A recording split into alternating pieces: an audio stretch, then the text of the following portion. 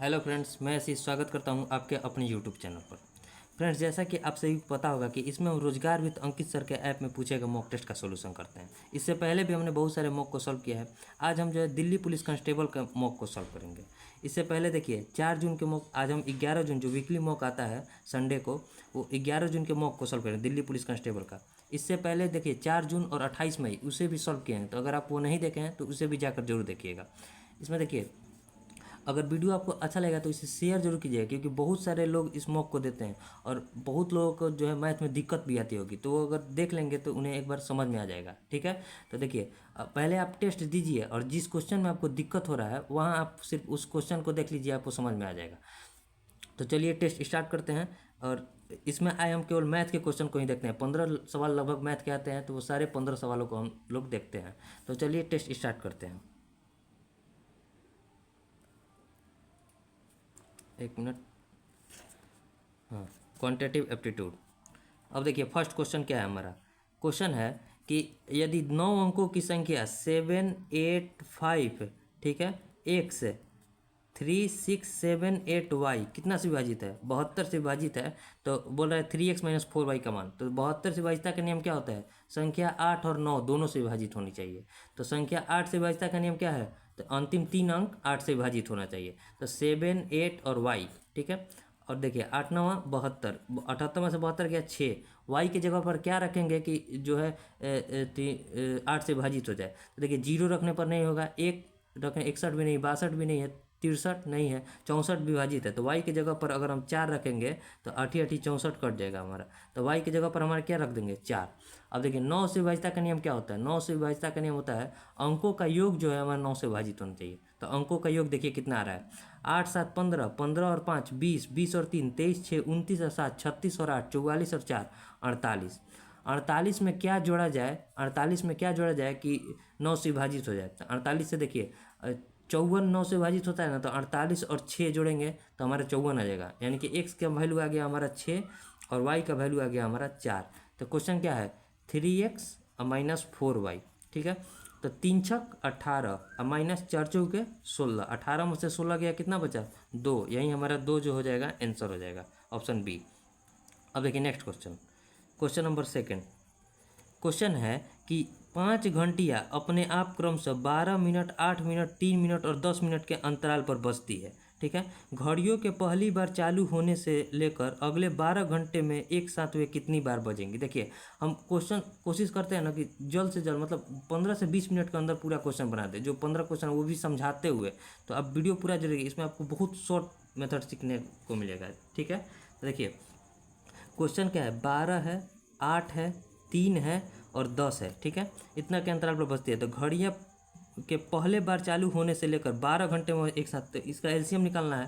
तो एलसीएम निकालेंगे तो बड़े वाले को पढ़ेंगे तो इसको क्या लिख सकते हैं? 4 × 3।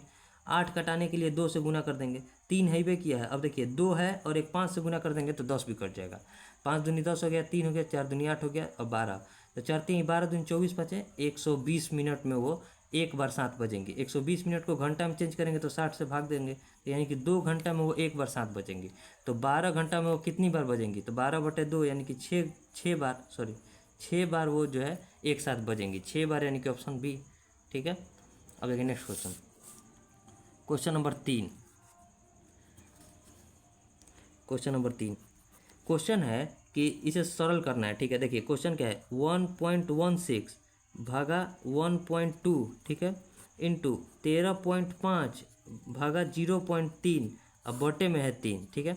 अब सबको लिखिए। देखिए इसको क्या लिख सकते हैं? 1.16 बटे 1.2 इंटू 13.5 बटे 0.3 इंटू 1 बटे में 3।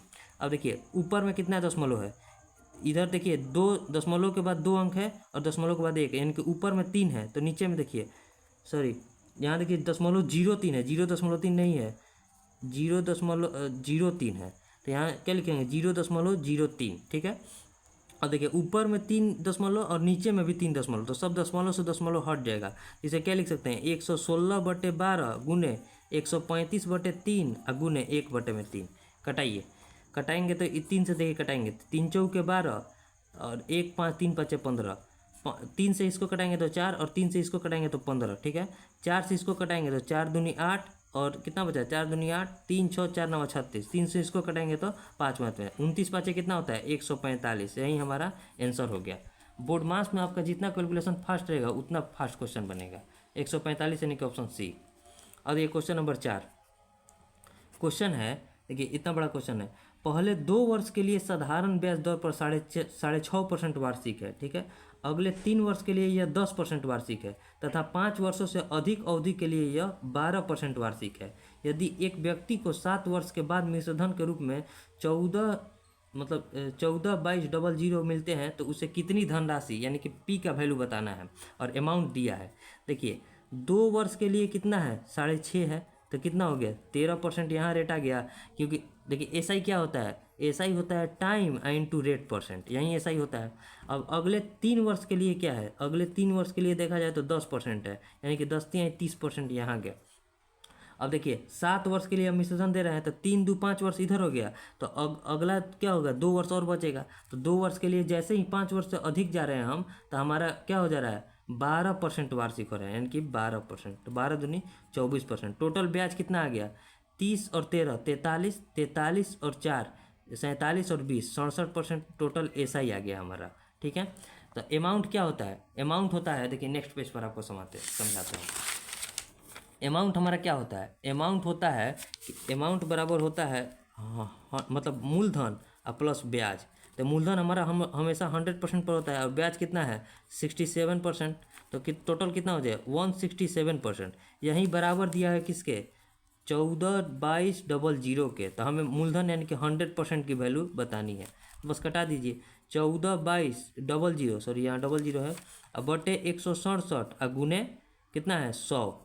और देखिए 7 6 13 1 14, इससे तो ये कटेगा नहीं। तो देखिए निकटतम बताना है, और निकटतम में भी देखिए ऑप्शन अब देखते हैं। तो देखिए हम अगर 2 अंक तक निकालेंगे 2 अंक तक, तो हमारा 2 ऑप्शन छट जाएगा, ठीक है, कोई 2 ऑप्शन। क्योंकि पहले देखिए इसको कटाते हैं, 167 में अगर हम 14,22,00 से भाग देंगे तो 167 में किससे गुना करना है, अगर 10 से गुना करेंगे तो इतना हो जाएगा 9 से भी नहीं, 16 9 या 44 से ज़्यादा हो जाएगा। तो 8 से गुना करके देखते हैं, 8 7 56, 8 6 48 और 48 और कितना 5 कितना होता है 53, 8 एकम 8, 8 और 15 कितना, सॉरी 8 8 7 56 की 6 हाथ में लगा 5, 8 6 48, 48 और 5 कितना होता है 53, 8 एकम 8 और 5 13, 13 36 हो गया, 12 में 6 गया 6, यहाँ 11 में 3 गया 8, अब ये कट जाएगा 86,00। अब 16 5 80, यानी कि 5 से ले जाइए तो कितना हो जाएगा 5 से ले जाएंगे तो 16 16 80 835 हो जाएगा, 835, 16 5 80, 7 5 35, 10 में से 5 गया 5, यहाँ क्या बचा, यहाँ देखिए तो 5 में से 3 गया 2 और 250, 167 में 1 करेंगे तो कितना हो गया 167, 10 में से 7 गया 3, यहाँ कितना बचा। अब देखिए इसे सॉल्व करने का भी जरूरत नहीं है, क्योंकि देखिए 3 अंक पर 851 आ रहा है ना, 851 हमारा एक ही जगह है, और पूरा अगर कीजिएगा तो निकटतम पूर्णांक में इतना ही आएगा 8 1 5 0, ऐसे कि 0.5 से और करेंगे और इधर 100 से गुना भी करना है, तो पूरा कैलकुलेशन की जरूरत नहीं होती है, ऑप्शन भी देखकर आप मारिए, ठीक है। वैसे भी अगर आप इतना कैलकुलेशन कीजिएगा ना तो यही आंसर आएगा, हम 3 अंक देख कर ही बता दिए कि यही आंसर आएगा। और देखिए नेक्स्ट, क्योंकि ऑप्शन दिया ही जाता है कि जल्दी आप सॉल्व कीजिए।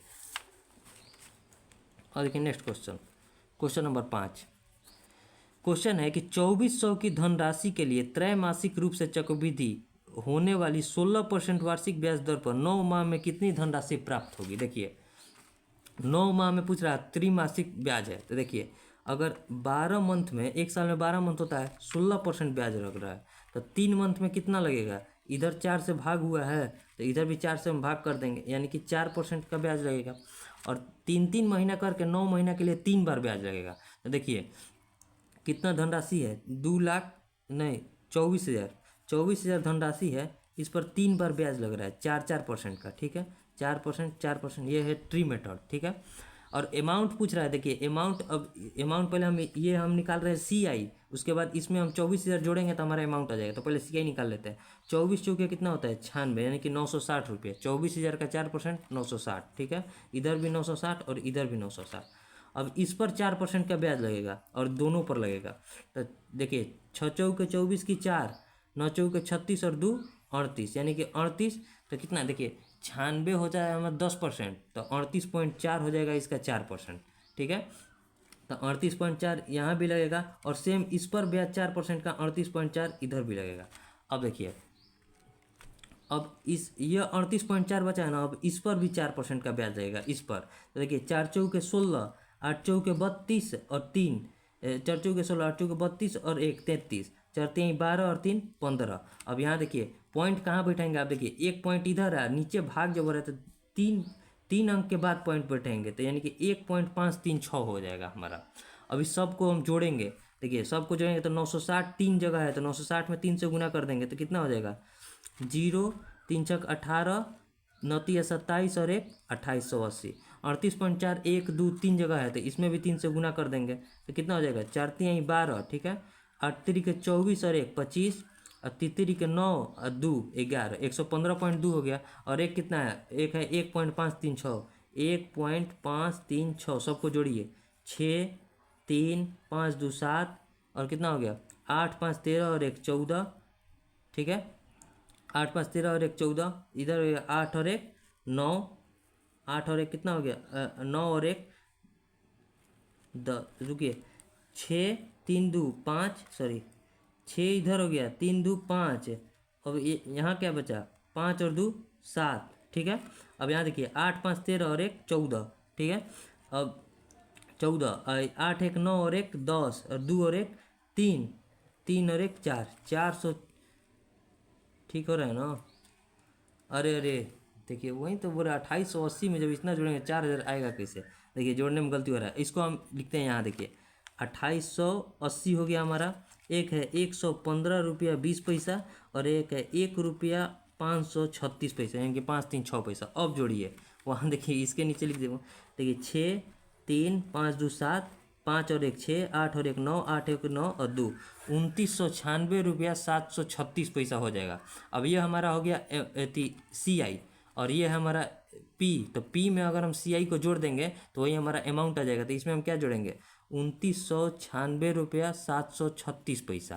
तो इसमें जोड़िए 24 और 2 26,000, 26,000 कितना हो जाएगा, देखिए 26,996 रुपया 736 पैसा, यही हो जाएगा हमारा आंसर।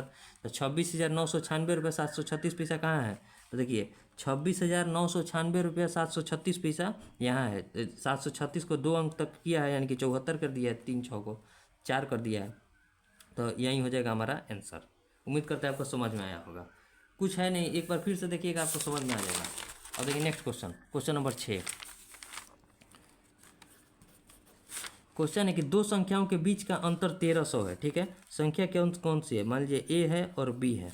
यदि एक संख्या का 8%, दूसरी संख्या का 10% है, मान लीजिए, सॉरी यहाँ इसको छोड़िए, एक संख्या का ए का 8% जो है बी के 10% के बराबर है, तो कटाइए, 2 से कटाएंगे तो 4 और 2 से कटाएंगे तो 5, तो ए और बी का रेशियो कितना आ गया, 5:4।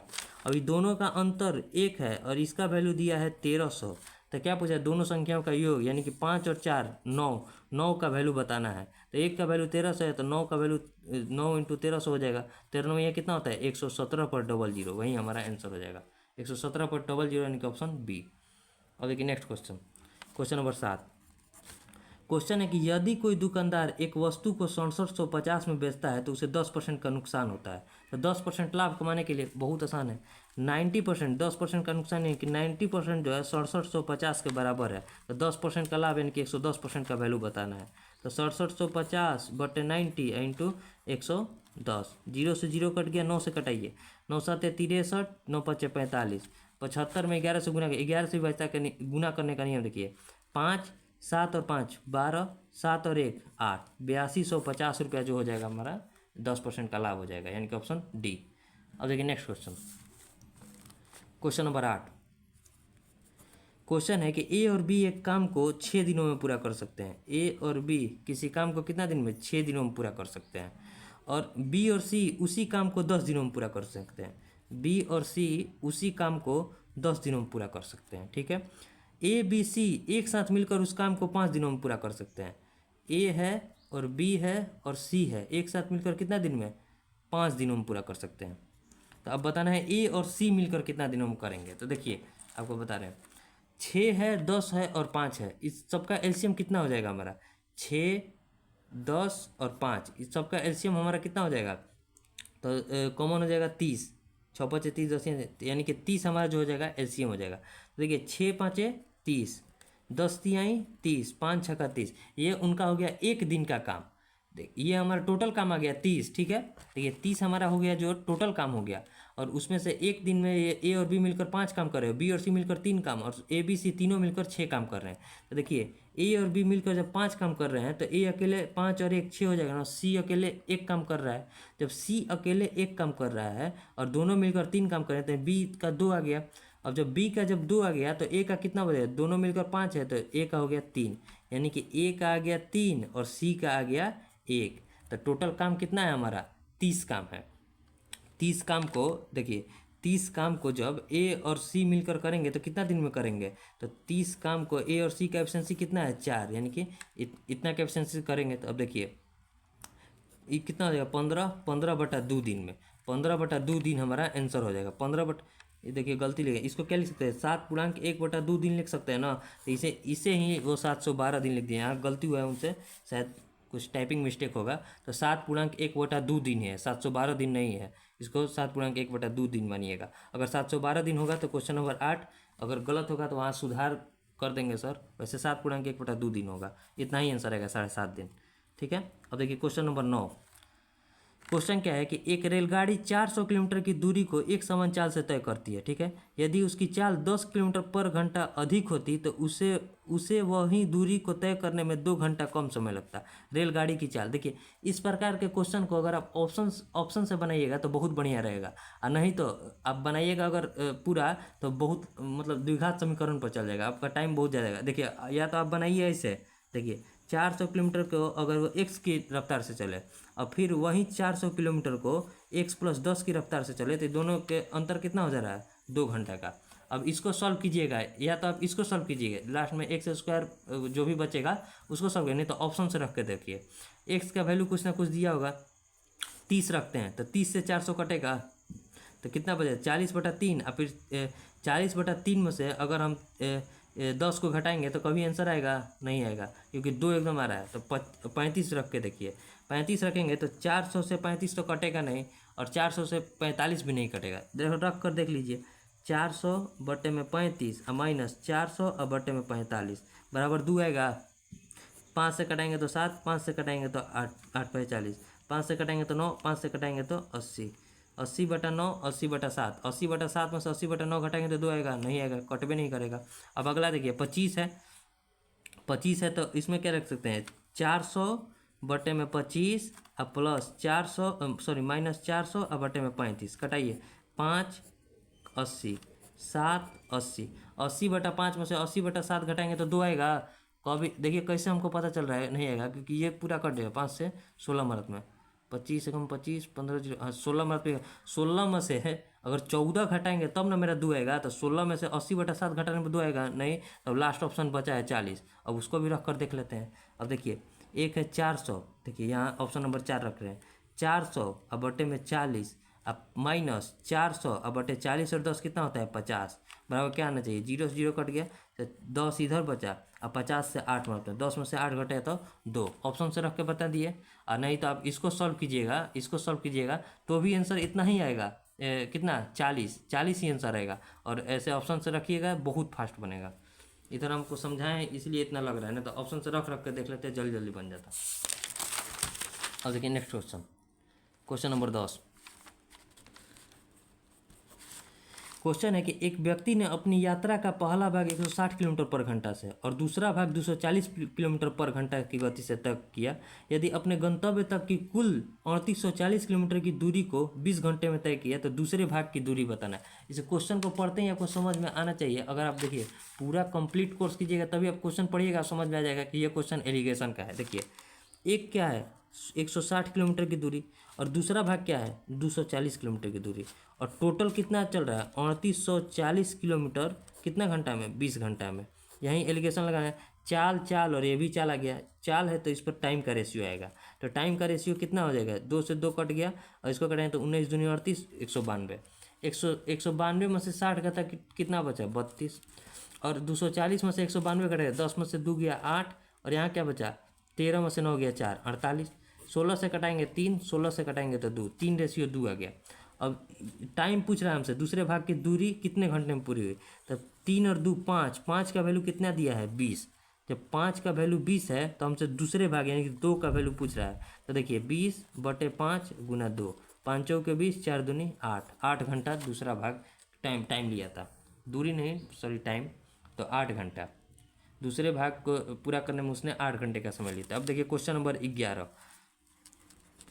क्वेश्चन है कि 6060 को ए बी और सी के बीच इस प्रकार बांटा जाता है कि ए के हिस्से में 15, बी के हिस्से में 20 और सी के हिस्से में 25 कम कर दे तो उनके हिस्सों का अनुपात कितना आ जाता है।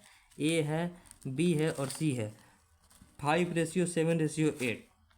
तो सी की मूल हिस्सेदारी कितनी थी। देखिए ये कम करने के बाद आया ना तो इनको दे देते हैं, 8 7 15 और 5 20x, और कितना कम किया है तो देखिए 15 और 20 35 और 5 40 और 20 60 कम किए हैं, तो 60 और दे दिए तो हम किसके बराबर आ गया 6060 के बराबर आ गया। तो 20x बराबर कितना हो जाएगा 6060 में से और 60 घटाएंगे तो कितना बचा 6000। तो x बराबर कितना आ गया हमारा, 0 से 0 कट गया और 2 से 300, मतलब x का वैल्यू हमारा आ गया 300। तो पूछ रहा है सी की मूल हिस्सेदारी, तो x का वैल्यू x का वैल्यू 300 है तो 8 का वैल्यू कितना हो जाए तो 8 गुना 300 यानी कि 2400। ये 2400 क्या है 25 कम करने के बाद, तो इसमें और 25 हम जोड़ देंगे तो कितना हो जाएगा, कितना हो जाएगा 25 जोड़ने के बाद 2425। ठीक है 2425 ही आंसर हो जाएगा, 2425 यानी कि ऑप्शन बी। उम्मीद करते हैं आपको समझ में आया होगा। और देखिए next question, question number 12। Question है कि 51 संख्याओं का औसत 52 है। ठीक है देखिए एवरेज का क्वेश्चन आ गया, और आरंभिक 28 संख्या का औसत कितना दिया है 50.5, और 24 संख्या का औसत जो है 24 संख्याओं का औसत दिया है 54.5।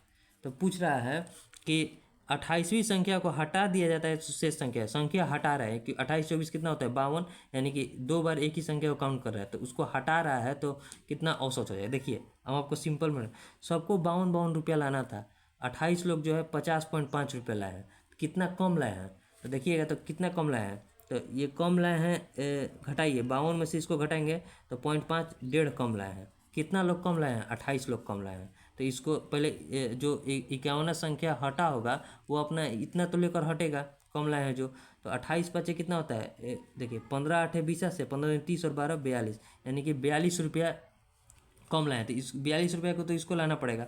अब देखिए ये जो है 24 लोग 54.55 रुपया लाए हैं, कितना ज़्यादा ला दिए हैं 2.5 रुपये ज़्यादा लाए हैं। कितने लोग 24 लोग, कितना हो गया 25 चौके 100, 25 दूनी 50 और 10 60, 60 रुपया ज़्यादा ला दिए हैं।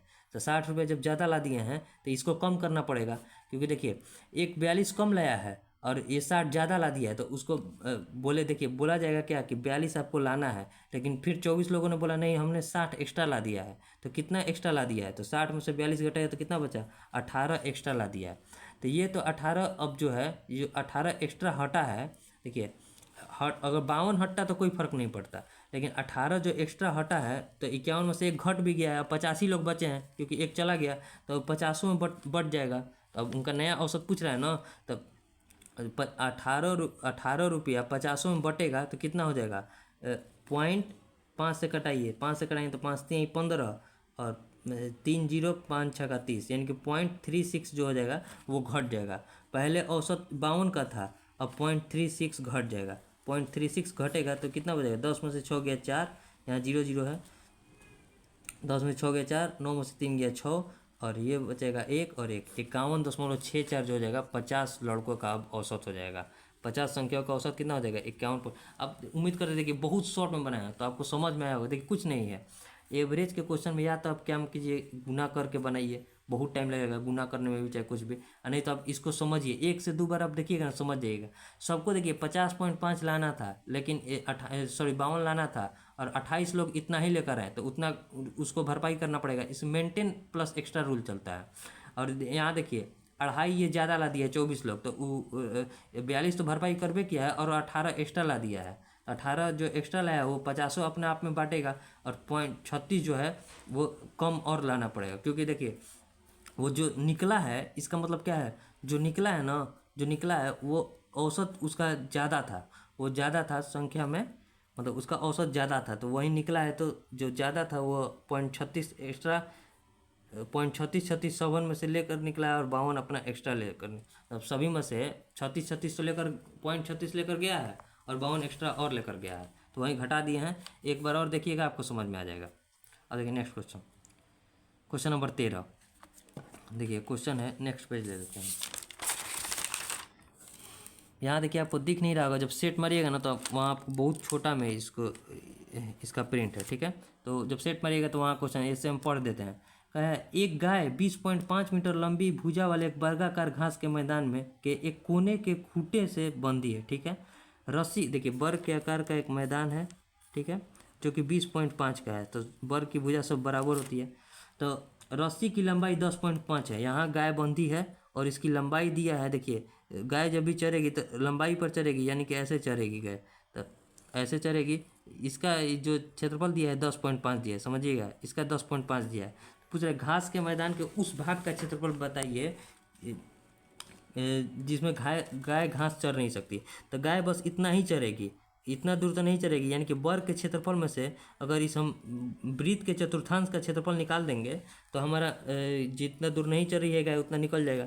तो देखिए इसका क्या हो जाएगा, वर्ग का क्षेत्रफल अब माइनस थीटा बटा 360 वृत्त का क्षेत्रफल, यानी कि पाई आर स्क्वायर, जो भी वृत्त का क्षेत्रफल, क्योंकि चतुर्थांश ही उस वृत्त के 4 हिस्सा में से एक ही हिस्सा चल रही है, 3 हिस्सा तो वृत्त के बाहर है, मतलब वर्ग के बाहर है।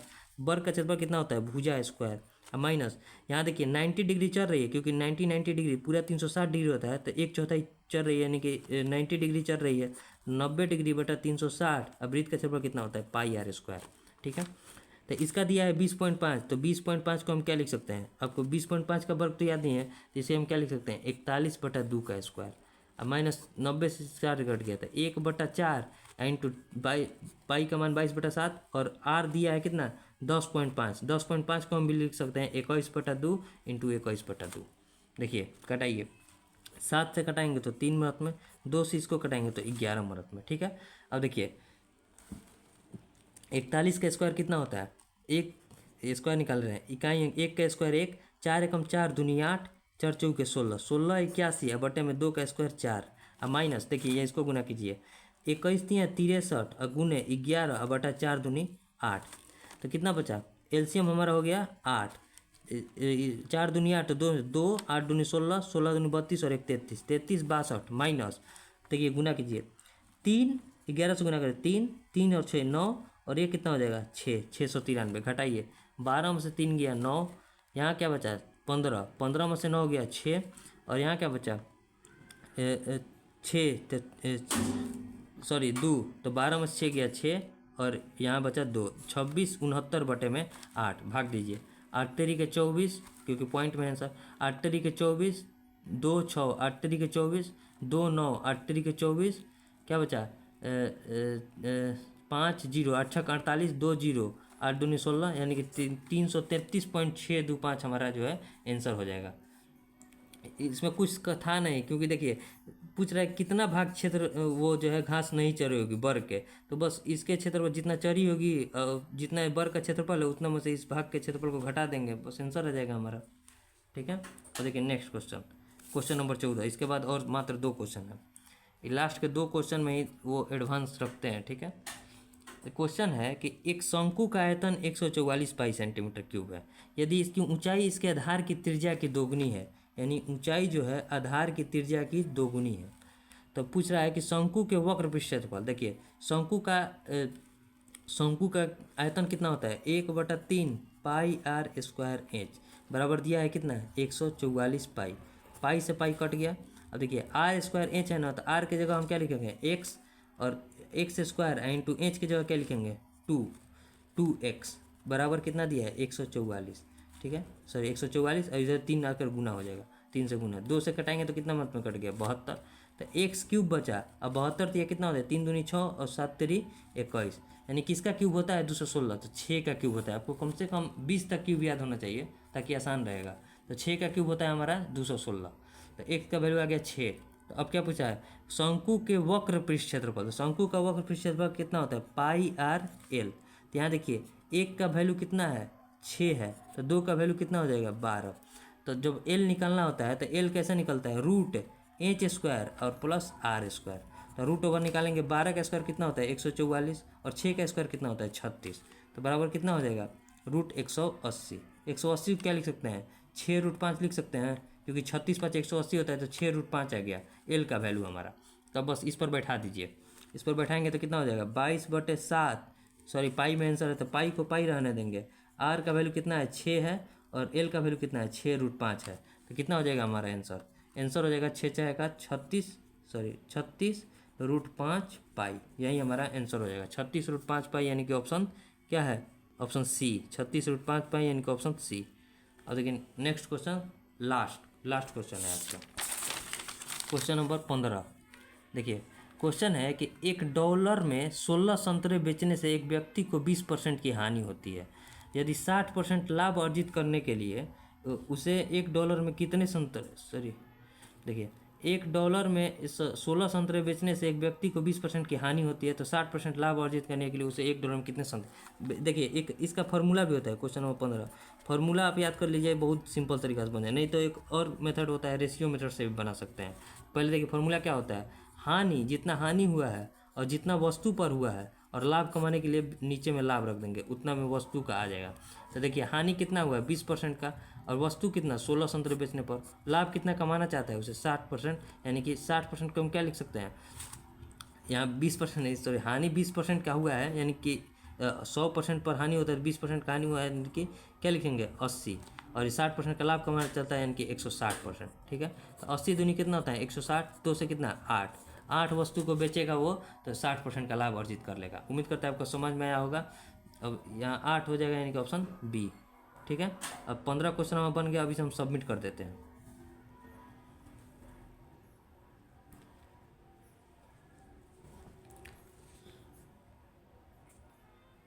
ठीक है, अब व्यू रिजल्ट।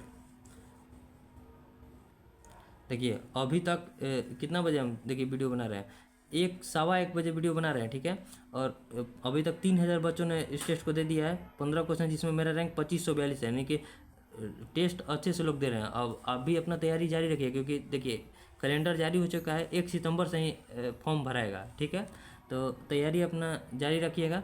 मिलेंगे नेक्स्ट वीडियो में। अगर वीडियो कहीं भी आपको समझ में नहीं आया होगा तो उसे कमेंट जरूर कीजिएगा। मिलेंगे नेक्स्ट वीडियो में, तब तक के लिए जय हिंद।